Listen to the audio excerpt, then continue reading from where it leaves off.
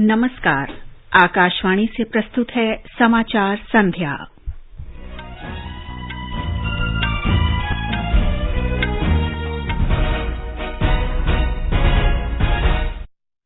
प्रधानमंत्री नरेंद्र मोदी जापान यात्रा संपन्न कर स्वदेश रवाना। क्वाड नेताओं के चौथे शिखर सम्मेलन में शामिल हुए और क्वाड नेताओं के साथ द्विपक्षीय वार्ता और परस्पर हितकारी विचार विमर्श किया। क्वाड समूह के नेताओं ने हिंद प्रशांत क्षेत्र में शांति और स्थिरता बनाए रखने के अपने दृढ़ संकल्प को दोहराया। प्रधानमंत्री बृहस्पतिवार को हैदराबाद में इंडियन स्कूल ऑफ बिजनेस के 20 वर्ष पूरे होने के समारोह में शामिल होंगे। तमिलनाडु में कई परियोजनाओं की आधारशिला रखेंगे और राष्ट्र को समर्पित करेंगे।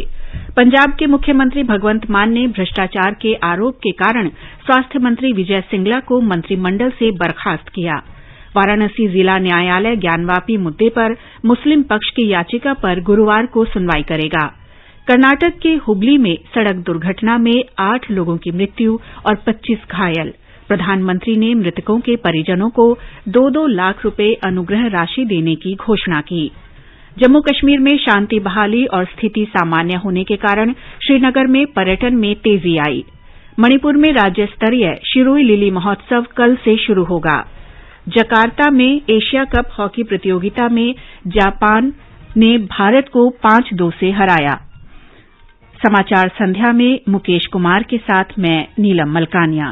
प्रधानमंत्री नरेंद्र मोदी ने कहा है कि हिंद प्रशांत क्षेत्र के बारे में द्विपक्षीय स्तर पर और समान विचारधारा वाले देशों के साथ भारत और अमेरिका के विचार एक समान हैं। आज टोक्यो में अमेरिकी राष्ट्रपति जो बाइडेन के साथ द्विपक्षीय वार्ता के दौरान श्री मोदी ने कहा कि उनकी चर्चा इस सकारात्मकता को गति प्रदान करेगी। हम दोनों ही देश के इंडो पैसिफिक क्षेत्र के बारे में भी समान नजरिया रखते हैं और न सिर्फ द्विपक्षीय स्तर पर बल्कि अन्य लाइक माइंडेड देशों के साथ अपने साझा मूल्यों और साझा हितों को सुरक्षित रखने के लिए काम कर रहे हैं। क्वाड और कल घोषित आईपीएफ इसके सक्रिय उदाहरण हैं। आज हमारी चर्चा से इस पॉजिटिव मोमेंटम को और गति मिलेगी। मुझे विश्वास है कि भारत और अमेरिका की मित्रता वैश्विक शांति और स्थिरता, प्लेनेट की सस्टेनेबिलिटी और मानव जाति के कल्याण के लिए एक फोर्स फॉर गुड बनी रहेगी। दोनों नेताओं ने विभिन्न मुद्दों पर विचारों का आदान प्रदान किया और दोनों देशों के बीच मित्रता बढ़ाने के तरीकों पर चर्चा की। व्यापार, निवेश, रक्षा के साथ साथ दोनों देशों के लोगों के बीच संपर्क बढ़ाने सहित भारत अमेरिका संबंधों के कई पहलुओं पर चर्चा की गई। श्री मोदी ने कहा कि भारत और अमेरिका की साझेदारी सही मायने में परस्पर विश्वास पर आधारित है। उन्होंने कहा कि दोनों देशों के बीच साझा हितों और मूल्यों ने परस्पर विश्वास के इस बंधन को मजबूत किया है। प्रधानमंत्री मोदी ने कहा कि दोनों देशों के लोगों के बीच संबंध और मजबूत आर्थिक सहयोग भारत अमेरिका भागीदारी को अनूठा बनाते हैं। उन्होंने कहा कि द्विपक्षीय व्यापार और निवेश संबंध भी लगातार बढ़ रहे हैं, लेकिन इनमें और विस्तार की व्यापक संभावनाएं हैं। श्री मोदी ने विश्वास व्यक्त किया कि अमेरिकी निवेश प्रोत्साहन समझौते से दोनों देशों के बीच निवेश में ठोस प्रगति होगी। अमेरिकी राष्ट्रपति ने भारत और अमेरिका के बीच हुए विकास वित्त निगम समझौते पर प्रसन्नता व्यक्त की। श्री बाइडेन ने इस पर भी खुशी व्यक्त की कि दोनों देश भारत अमेरिका वैक्सीन कार्रवाई कार्यक्रम का नवीनीकरण कर रहे हैं। प्रधानमंत्री मोदी ने ऑस्ट्रेलिया के प्रधानमंत्री एंथनी अल्बनीज के साथ भी द्विपक्षीय वार्ता की। ये बातचीत भारत और ऑस्ट्रेलिया के बीच विभिन्न क्षेत्रों में सहयोग प्रगाढ़ करने पर केंद्रित रही। दोनों नेताओं ने व्यापार, निवेश, रक्षा विनिर्माण, हरित हाइड्रोजन सहित नवीकरणीय ऊर्जा, शिक्षा, विज्ञान और प्रौद्योगिकी, कृषि अनुसंधान, खेल और दोनों देशों के लोगों के बीच संपर्क सहित व्यापक रणनीतिक भागीदारी के अंतर्गत बहुस्तरीय सहयोग की समीक्षा की। दोनों नेताओं ने द्विपक्षीय रिश्तों में सकारात्मक प्रगति जारी रखने की प्रतिबद्धता व्यक्त की। श्री मोदी ने श्री अल्बनीज को चुनाव जीतने पर बधाई दी। मैं सबसे पहले प्रधानमंत्री एंथनी अल्बनीज चुनावों में विजय के लिए आपको बहुत बहुत बधाई, बहुत बहुत शुभकामनाएं। शपथ लेने के 24 घंटे के बाद ही आपका हमारे बीच होना क्वाड मित्रता की ताकत और इसके प्रति आपकी प्रतिबद्धता को दिखाता है। श्री मोदी ने जापान के प्रधानमंत्री फूमियो किशिडा के साथ भी द्विपक्षीय बातचीत की। दोनों नेताओं ने परस्पर लाभ के लिए रक्षा विनिर्माण, निवेश तथा व्यापार और P2P सहयोग बढ़ाने पर सहमति व्यक्त की। उन्होंने समावेशी और नियम आधारित व्यवस्था से संचालित उन्मुक्त तथा स्वतंत्र हिंद प्रशांत क्षेत्र की एक समान परिकल्पना को साकार करने की प्रतिबद्धता दोहराई। इससे पहले आज सवेरे टोक्यो में क्वाड नेताओं का शिखर सम्मेलन हुआ। प्रधानमंत्री मोदी, अमेरिका के राष्ट्रपति, जापान और ऑस्ट्रेलिया के प्रधानमंत्री ने सम्मेलन में भाग लिया। श्री मोदी ने कहा कि क्वाड देशों के बीच आपसी विश्वास और दृढ़ संकल्प लोकतांत्रिक शक्तियों को नई ऊर्जा और उत्साह प्रदान कर रहा है। इतने कम समय में क्वाड समूह ने विश्व पटल पर एक महत्वपूर्ण स्थान बना लिया है। आज क्वाड का स्कोप व्यापक हो गया है और स्वरूप प्रभावी हो गया है। हमारा आपसी विश्वास, हमारा डिटर्मिनेशन लोकतांत्रिक शक्तियों को नई ऊर्जा और उत्साह दे रहा है। क्वाड के स्तर पर हमारे आपसी सहयोग से एक फ्री, ओपन और इंक्लूसिव इंडो पैसिफिक क्षेत्र को प्रोत्साहन मिल रहा है, जो हम सभी का साझा उद्देश्य है। क्वाड इंडो पैसिफिक क्षेत्र के लिए एक कंस्ट्रक्टिव एजेंडा लेकर चल रहा है। इससे क्वाड की छवि एक फोर्स फॉर गुड के रूप में और भी सुदृढ़ होती जाएगी। प्रधानमंत्री ने कहा कि क्वाड स्तर पर आपसी सहयोग के साथ मुक्त, स्वच्छंद और समावेशी हिंद प्रशांत क्षेत्र को निरंतर प्रोत्साहित किया जा रहा है। उन्होंने कहा कि क्वाड के सभी देशों का यही एक समान लक्ष्य है। क्वाड समूह के नेताओं ने आज हिंद प्रशांत क्षेत्र में शांति और स्थिरता बनाए रखने के दृढ़ संकल्प को दोहराया। उन्होंने हिंद प्रशांत क्षेत्र को स्वतंत्र और मुक्त बनाने संबंधी प्रगति की समीक्षा की और इसे समावेशी और आसान बनाने के लिए प्रतिबद्धता व्यक्त की। टोक्यो में क्वाड नेताओं की बैठक के बाद जारी वक्तव्य में आसियान आउटलुक के व्यावहारिक कार्यान्वयन के प्रति समर्थन व्यक्त किया गया। नेताओं ने कहा कि क्वाड सुधार के लिए काम करने वाला समूह है और इस क्षेत्र के कल्याण के लिए प्रतिबद्ध है। क्वाड नेताओं ने नियम आधारित ऐसी अंतर्राष्ट्रीय व्यवस्था को बनाए रखने के अपने संकल्प को भी दोहराया जो सभी प्रकार के सैन्य, आर्थिक और राजनीतिक दबावों से मुक्त हो। क्वाड नेताओं ने आतंकवाद और हिंसक उग्रवाद के सभी प्रारूपों की कड़ी निंदा की। विदेश सचिव विनय मोहन क्वात्रा ने बताया कि प्रधानमंत्री ने क्वाड शिखर सम्मेलन में भाग लिया और इन देशों के प्रमुखों से द्विपक्षीय बात की। विदेश सचिव ने बताया कि क्वाड सम्मेलन में नेताओं के बीच उपयोगी बातचीत हुई। इसमें उनका रवैया सहयोगात्मक और रचनात्मक था। उन्होंने बताया कि बातचीत परस्पर हित के मुद्दों पर केंद्रित रही। श्री क्वात्रा ने बताया कि इन नेताओं ने हिंद प्रशांत क्षेत्र में चुनौतियों और अवसरों के बारे में विचार विमर्श किया। उन्होंने बताया कि कोविड महामारी, इसके बाद आर्थिक बहाली और चिकित्सा बुनियादी ढांचे के निर्माण पर भी विस्तार से चर्चा की गई। During the Quad were based on a very constructive and forward-leaning cooperative agenda between the Quad countries as also between the Quad and the other countries of the Indo-Pacific. The leaders also discussed the challenges and the opportunities that are there in the Indo-Pacific region, those relating to the COVID-19 pandemic, the post-COVID recovery, building of health preparedness in terms of health infrastructure so that such pandemics could be fought, were discussed very extensively and discussed in terms of what they can do forward. Shri Kwatra ने बताया कि quad नेताओं ने आतंकवाद की घोर निंदा की और आतंकवाद के विरुद्ध कठोर कदम उठाने की भी बात कही। The Quad leaders also welcomed a new Indo-Pacific partnership in maritime domain awareness, a regional initiative to help the countries bolster their capabilities to respond to humanitarian and natural disasters, as also to combat illegal fishing. Next, shape and build partnership for greater cyber security and for transparent, trusted and reliable supply chains across the region, including in particular in the field of critical and emerging technologies. Quad leaders also issued strong condemnation of all forms of terrorism and call for expeditiously bringing to justice the perpetrators of the Mumbai and Pathankot terror attacks. प्रधानमंत्री Modi Japan यात्रा संपन्न कर स्वदेश के लिए रवाना हो गए हैं। श्री मोदी ने बताया है कि इस उपयोगी यात्रा के दौरान उन्होंने विभिन्न द्विपक्षीय और बहुपक्षीय वार्ताओं में भाग लिया। उन्होंने इस बात पर खुशी व्यक्त की कि क्वाड वैश्विक हितों की दृष्टि से एक जीवंत मंच के रूप में उभरा है। प्रधानमंत्री ने कहा कि क्वाड के सभी नेताओं के साथ उनकी अच्छी बातचीत हुई। श्री मोदी ने कहा कि जापान के उद्योगपतियों और प्रवासी भारतीयों के साथ भी उन्होंने संवाद किया। उन्होंने गर्मजोशी से किए गए आदर सत्कार के लिए जापान की सरकार और वहां के लोगों को धन्यवाद दिया। पंजाब के मुख्यमंत्री भगवंत मान ने भ्रष्टाचार के आरोपों के कारण स्वास्थ्य मंत्री विजय सिंगला को मंत्रिमंडल से बर्खास्त कर दिया है। विजय सिंगला को पंजाब पुलिस की भ्रष्टाचार रोधी इकाई ने गिरफ्तार किया था। इससे पहले मुख्यमंत्री ने सिंगला के खिलाफ पुलिस से मामला दर्ज करने की सिफारिश की थी। मुख्यमंत्री ने कहा कि स्वास्थ्य मंत्री द्वारा निविदाओं पर 1% कमीशन की मांग का खुलासा होने के बाद यह निर्णय लिया गया।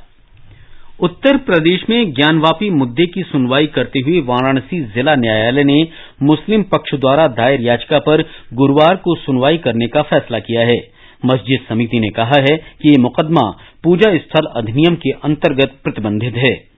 हिंदू याचिकाकर्ताओं ने कहा है कि सर्वेक्षण रिपोर्ट पर विचार किया जाना चाहिए। न्यायालय ने दोनों पक्षों को एक सप्ताह के भीतर सर्वेक्षण रिपोर्ट पर अपनी आपत्ति के साथ शपथ पत्र दाखिल करने का भी आदेश दिया।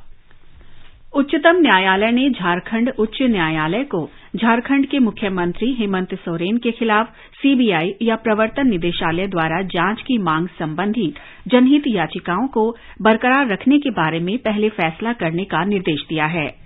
ये मामला श्री हेमंत सोरेन पर खदानों को पट्टे पर देने, मनरेगा घोटाले और फर्जी कंपनियों को धन अंतरण के आरोपों से जुड़ा हुआ है। उच्चतम न्यायालय की पीठ ने झारखंड सरकार की याचिका पर यह आदेश दिया। राज्य सरकार ने उच्च न्यायालय के उस फैसले को चुनौती दी थी जिसमें राज्य सरकार की आपत्तियों की उपेक्षा करते हुए प्रवर्तन निदेशालय द्वारा प्रस्तुत दस्तावेजों को स्वीकार करने का आदेश दिया गया था। इस बीच झारखंड उच्च न्यायालय ने इसी मामले में एक जनहित याचिका पर सुनवाई करते हुए मामले को बरकरार रखने पर अगले महीने की पहली तारीख को सुनवाई निर्धारित की है। झारखंड में 19 जिलों के 70 प्रखंडों की 1047 पंचायतों में त्रिस्तरीय पंचायत चुनाव के तीसरे चरण का मतदान आज शांतिपूर्ण संपन्न हो गया। राज्य निर्वाचन आयोग के सचिव राधेश्याम प्रसाद ने आकाशवाणी को बताया कि इस चरण में लगभग 70% से अधिक मतदाताओं ने अपने मताधिकार का प्रयोग किया। तीसरे चरण में मतदान प्रतिशत अन्य 2 चरणों की तुलना में अधिक रहा। तीसरे और चौथे चरण के पंचायत चुनावों की मतगणना 31 मई को होगी।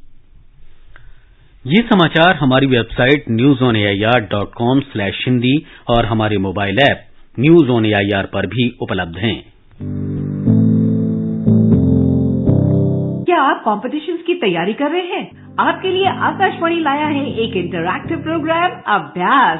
एक ऐसा प्रोग्राम जहां आप पूछेंगे सवाल व्हाट्सएप नंबर 9289094044 पर या फिर ईमेल भी कर सकते हैं abhyas.airnews@gmail.com पर। हमारे स्टूडियो में एक्सपर्ट आपके सवाल का जवाब देंगे शनिवार रात 9:30 बजे। इस बार का विषय है Indian polity centre state relations. आपके सवालों का हम करेंगे इंतजार 25 मई तक। आपका अभ्यास हमारा प्रयास।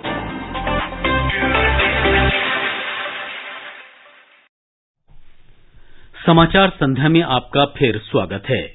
आगे बढ़ने से पहले मुख्य समाचारों पर एक नजर। प्रधानमंत्री नरेंद्र मोदी जापान यात्रा संपन्न कर स्वदेश रवाना। क्वाड नेताओं के चौथे शिखर सम्मेलन में शामिल हुए। क्वाड नेताओं के साथ द्विपक्षीय वार्ता की और परस्पर हित के मुद्दों पर विचार विमर्श किया। क्वाड समूह के नेताओं ने हिंद प्रशांत क्षेत्र में शांति और स्थिरता बनाए रखने के अपने दृढ़ संकल्प को दोहराया। प्रधानमंत्री गुरुवार को हैदराबाद में इंडियन स्कूल ऑफ बिजनेस के 20 वर्ष पूरे होने के उपलक्ष्य में आयोजित विशेष समारोह में शामिल होंगे। तमिलनाडु में कई परियोजनाओं की आधारशिला रखेंगे और राष्ट्र को समर्पित करेंगे। पंजाब के मुख्यमंत्री भगवंत मान ने भ्रष्टाचार के आरोप के कारण स्वास्थ्य मंत्री विजय सिंगला को मंत्रिमंडल से बर्खास्त किया। वाराणसी जिला न्यायालय ज्ञानवापी मुद्दे पर मुस्लिम पक्ष की याचिका पर गुरुवार को सुनवाई करेगा। कर्नाटक की हुबली में सड़क दुर्घटना में 8 लोगों की मौत और 25 घायल। प्रधानमंत्री ने मृतकों के परिजनों को 2-2 लाख रुपए अनुग्रह राशि देने की घोषणा की। जम्मू कश्मीर में शांति बहाली और स्थिति सामान्य होने के कारण श्रीनगर में पर्यटन में तेजी आई। मणिपुर में राज्य स्तरीय शिरुई लिली महोत्सव कल से शुरू होगा। जकार्ता में एशिया कप हॉकी प्रतियोगिता में जापान ने भारत को 5-2 से हराया। और आईपीएल प्रधानमंत्री नरेंद्र मोदी बृहस्पतिवार को हैदराबाद और चेन्नई के दौरे पर जाएंगे। वे हैदराबाद के इंडियन स्कूल ऑफ बिजनेस के 20 वर्ष पूरे होने के उपलक्ष्य में समारोह में भाग लेंगे। इस संस्थान का उद्घाटन पूर्व प्रधानमंत्री अटल बिहारी वाजपेयी ने 2001 में किया था। श्री मोदी चेन्नई के जवाहरलाल नेहरू इंडोर स्टेडियम में 11 परियोजनाओं की आधारशिला रखेंगे और देश को समर्पित करेंगे। इन योजनाओं पर 31,400 करोड़ रुपए से अधिक की लागत आई है। ये परियोजनाएं क्षेत्र की आर्थिक सामाजिक समृद्धि की दिशा में महत्वपूर्ण साबित होंगी। इनसे रोजगार के कई अवसर पैदा होंगे। प्रधानमंत्री मोदी ने कर्नाटक के हुबली में हुए हादसे पर दुख व्यक्त किया है। प्रधानमंत्री ने हादसे में जान गंवाने वालों के परिजनों को प्रधानमंत्री राष्ट्रीय राहत कोष से 2-2 लाख रुपए और घायलों को 50-50 हजार रुपए अनुग्रह राशि देने की घोषणा की। कर्नाटक के हुबली धारवाड़ जिले में आज तड़के एक लॉरी और निजी बस की टक्कर में 8 लोगों की मृत्यु हो गई और 25 अन्य घायल हो गए थे। ग्रामीण विकास और पंचायती राज मंत्री गिरिराज सिंह ने देश भर में सड़क संपर्क बढ़ाने के लिए आधुनिक प्रौद्योगिकी के उपयोग पर बल दिया है। उन्होंने कहा कि सड़क और डिजिटल संपर्क देश की प्रगति में निश्चित रूप से बड़ी भूमिका निभाएगा। उन्होंने आज नई दिल्ली में ग्रामीण सड़कों में नई प्रौद्योगिकी और नवाचार पर अंतर्राष्ट्रीय सम्मेलन में ये बात कही। श्री सिंह ने कहा कि ग्रामीण सड़क विकास में नवाचार और प्रौद्योगिकी से 2070 तक कार्बन उत्सर्जन से पूरी तरह छुटकारा पाने की प्रधानमंत्री नरेंद्र मोदी की प्रतिबद्धता पूरी करने में मदद मिलेगी।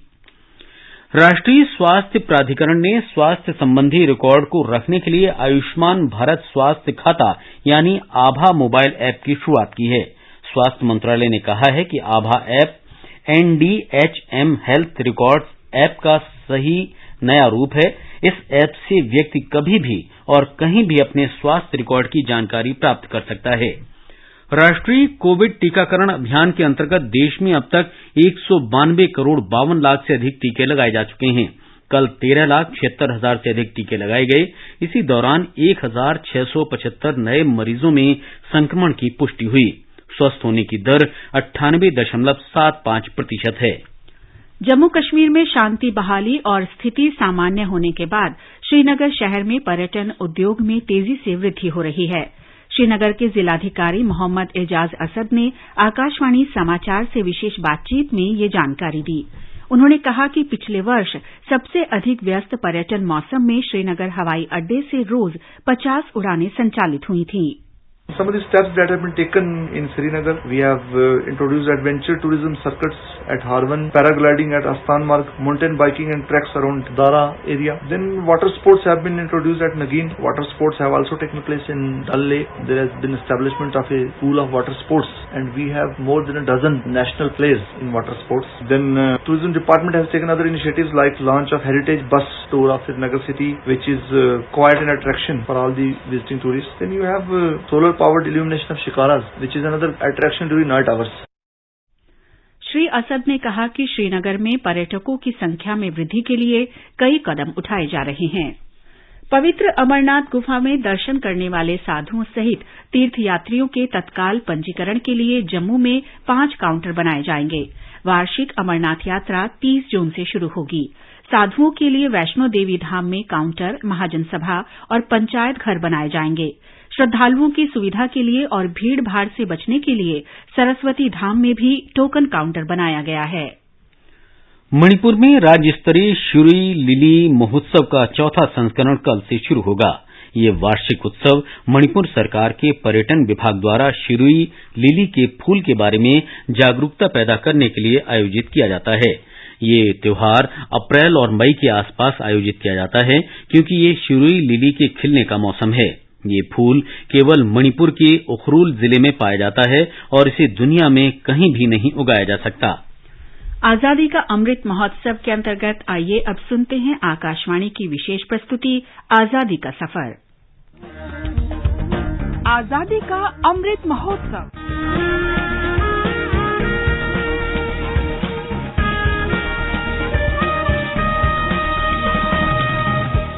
आजादी का सफर आकाशवाणी के संग भारत का शानदार स्वतंत्रता संघर्ष आधुनिक विश्व के महानतम स्वाधीनता संघर्षों में से एक है। आकाशवाणी से हम रोजाना ला रहे हैं इसी स्वाधीनता संग्राम की एक झलक। ओ सेवा देश दी जिंदड़िए बड़ी औखी,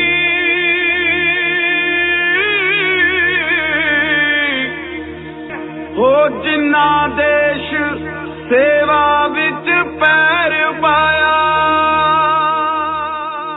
आज की कड़ी में हम महान क्रांतिकारी स्वाधीनता सेनानी करतार सिंह सराभा को स्मरण कर रहे हैं। करतार सिंह का जन्म 24 मई 1896 को पंजाब के सराभा गांव में हुआ था। केवल 19 वर्ष की उम्र में ही करतार सिंह को अंग्रेजों ने फांसी दे दी थी। वो भगत सिंह सहित अनेक स्वाधीनता सेनानियों के लिए साहस और प्रेरणा के स्रोत बन गए थे।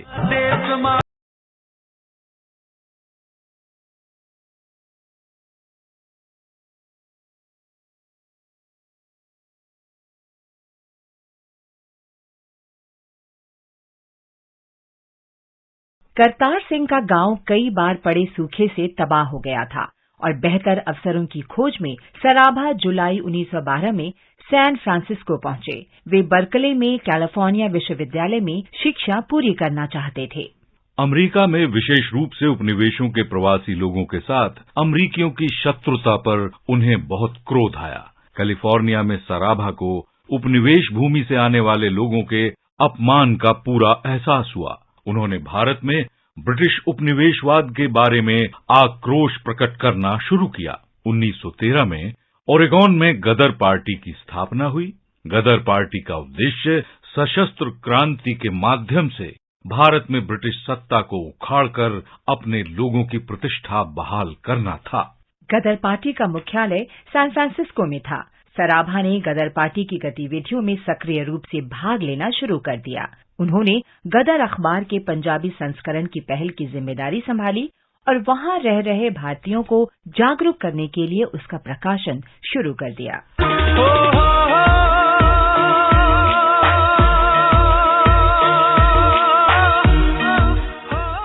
जुलाई 1914 में यूरोप प्रथम विश्व युद्ध में शामिल हो गया तो गदर पार्टी के कार्यकर्ताओं ने इसे ब्रिटिश सत्ता पर आक्रमण का अवसर समझा। गदर पार्टी ने भारतीयों को संगठित करने की योजना बनाई। करतार सिंह गदर पार्टी के उन कार्यकर्ताओं में शामिल थे जो 1914 में भारत वापस आ गए। भारत आते ही अंग्रेजों ने गदर पार्टी के अनेक कार्यकर्ताओं को गिरफ्तार कर लिया। इससे विचलित हुए बिना करतार सिंह और रास बिहारी बोस जैसे क्रांतिकारियों ने पंजाब में छावनियों में घुसपैठ करके सैनिकों को अंग्रेजों के विरुद्ध संगठित करना शुरू कर दिया। लेकिन गदर पार्टी के कार्यकर्ताओं की विद्रोह की योजना पर अमल होने से पहले ही अंग्रेजों को भनक लग गई और करतार सिंह को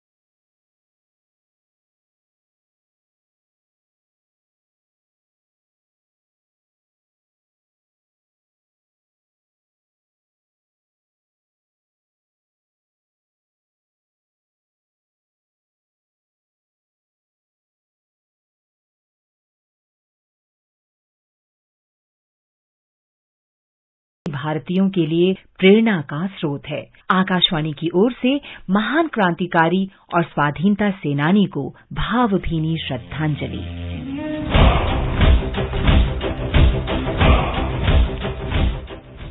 हम आज शहीद रघुनाथ सिंह को भी याद कर रहे हैं। उन्होंने 1857 में भारत के प्रथम स्वाधीनता संग्राम में भाग लिया था। सिंह ने अनेक अवसरों पर ब्रिटिश ठिकानों पर आक्रमण में भी हिस्सा लिया। ऐसी ही एक गतिविधि के दौरान अंग्रेजों ने रघुनाथ सिंह को गिरफ्तार कर लिया। उन पर अंग्रेजों से बगावत करने के आरोप लगाए गए।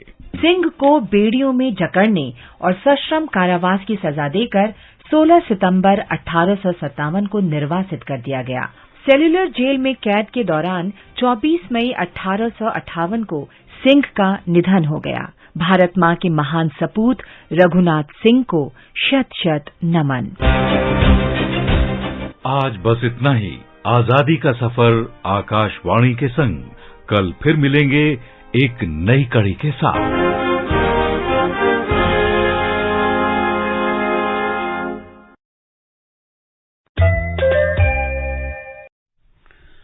उत्तराखंड में आम आदमी पार्टी नेता अजय कोठियाल भारतीय जनता पार्टी में शामिल हो गए हैं। आम आदमी पार्टी ने राज्य में हाल में हुए चुनाव में अजय कोठियाल को मुख्यमंत्री पद का उम्मीदवार घोषित किया था। उन्होंने पिछले बुधवार को पार्टी से इस्तीफा दे दिया था। बंबई शेयर बाजार का संवेदी सूचकांक आज 236 अंक कम होकर 54,053 पर बंद हुआ। नेशनल स्टॉक एक्सचेंज का निफ्टी भी 90 अंक टूटकर 16,125 पर आ गया।